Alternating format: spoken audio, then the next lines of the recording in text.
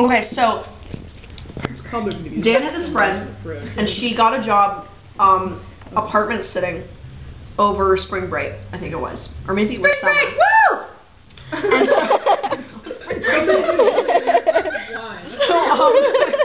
So she, there was this family that had crazy, and it was with this family, and they had this dog that's really old and just like ancient, like doesn't get out of bed anymore, is like on its last legs, right? And so she goes there, and 2 nights into house sitting, the dog dies.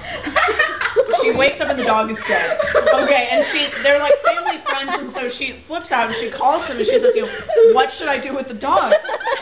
Like, I'm really sorry.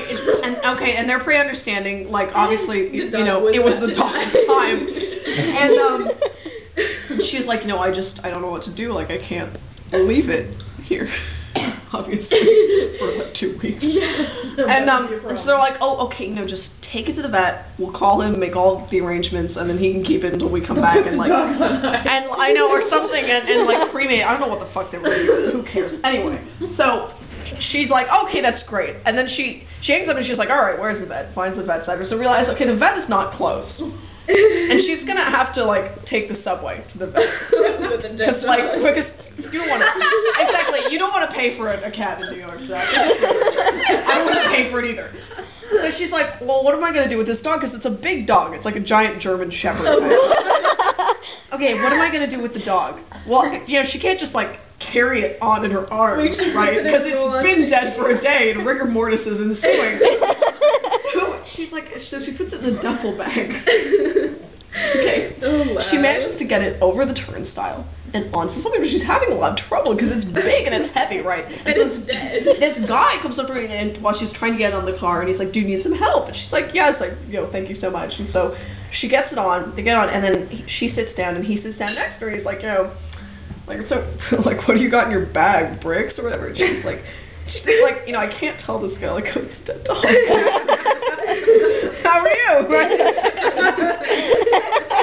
So she's like, well, I'm coming home for vacation. I'm a student in college, and it's just all my stuff. And he was like, well, that's pretty heavy. Like, what do you bring home? And she's like, oh, like, my iPod, and my speakers, and my computer, and like a bunch of CDs. Okay, so she has to go like 5 stops or whatever, like a while.